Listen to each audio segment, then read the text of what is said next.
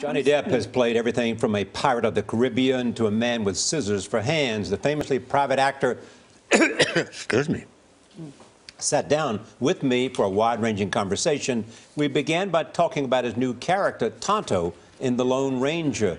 He told me how he puts his own spin on that classic role.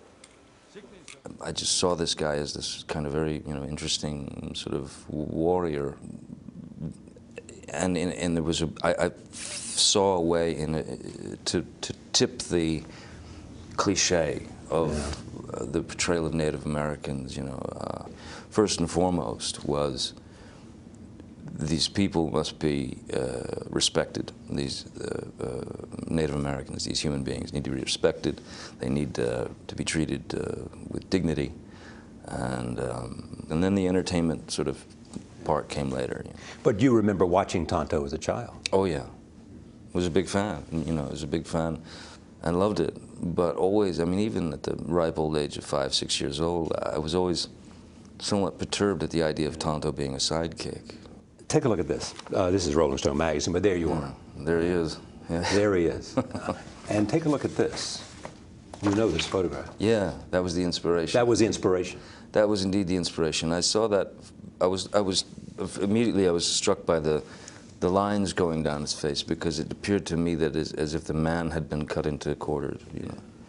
And there were the various sections of the man: the personality, the rage, the damaged child, the this, the that, so... you could see all that in the face. That's what I felt, and then I thought, oh, that's great, the bird's on his head. Oh, no, it's not on his head, it's flying behind him. And I thought, well, it should be on his head, of course, That's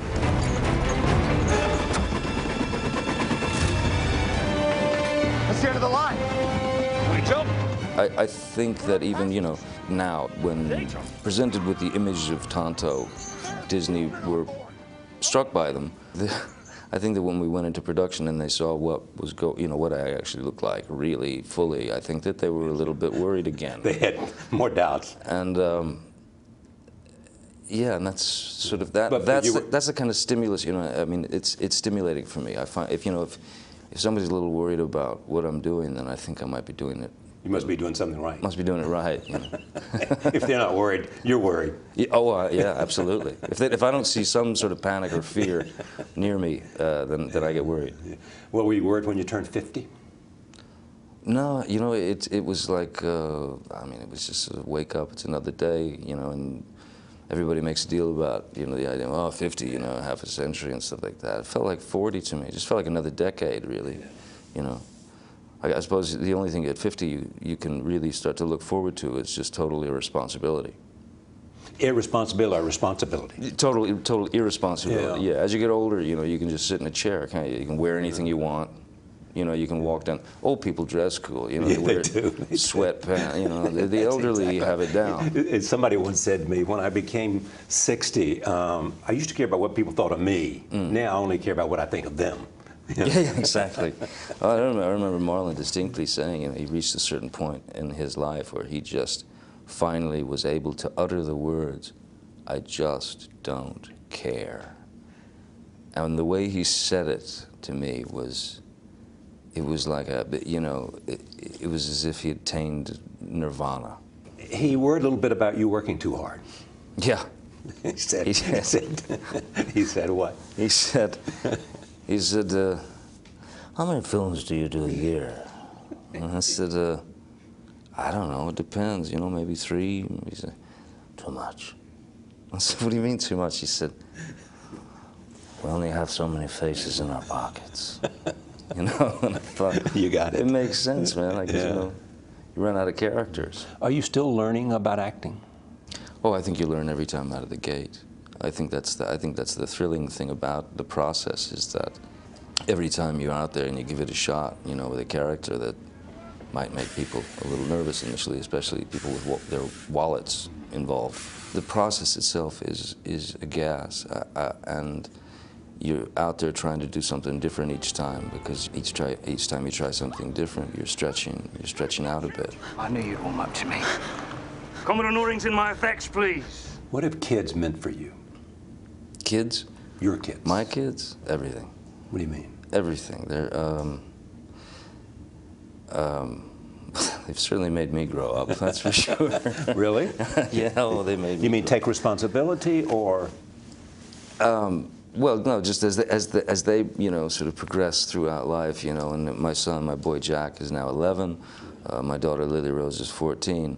You know, you start getting hit with some very interesting situations in life, you know, as a parent, when they approach that teenage arena, which is frightening because you still have memories of that age and the things that you might have been doing at that age. So, yeah, no, you can't. And you lay awake thinking, God, I hope they don't do what I did. Oh God, I don't, yeah, but please don't do what I did. Yeah, but I mean, really, you could explain and talk to them in you know, the split from their mother and having to come, what is always unpleasant regardless of what happens. Always, always. But they, I mean, my kids, and Vanessa, by the way, you know, I mean, we'd arrived at a place, as people do. When you have children, there's just no room for lies. There's no room for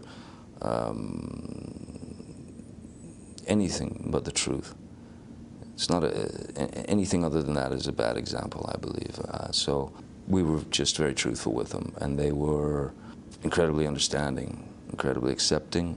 I was extremely proud of them, you know, the way they dealt with it. Music, too. Yeah. Music is what you wanted to be. It still is my life.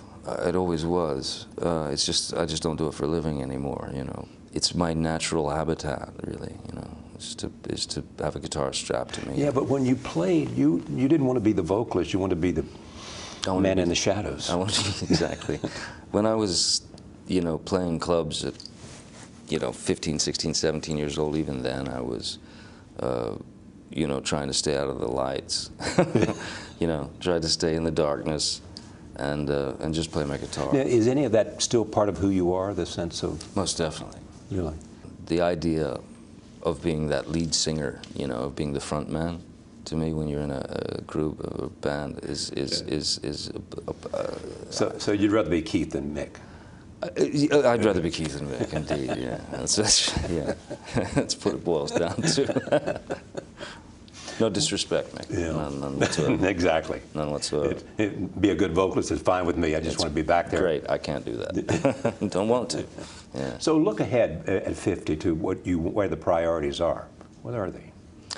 I think, you know, now in this, you know, if at 50, let's say, you know, the start of a new decade, I think, you know, the goals are maybe slightly more selfish in a sense. Not selfish, but that search for a little more freedom here and there, maybe a little less work, a little more time with the kids, you know, a little more freedom, a little more time off. Just More space.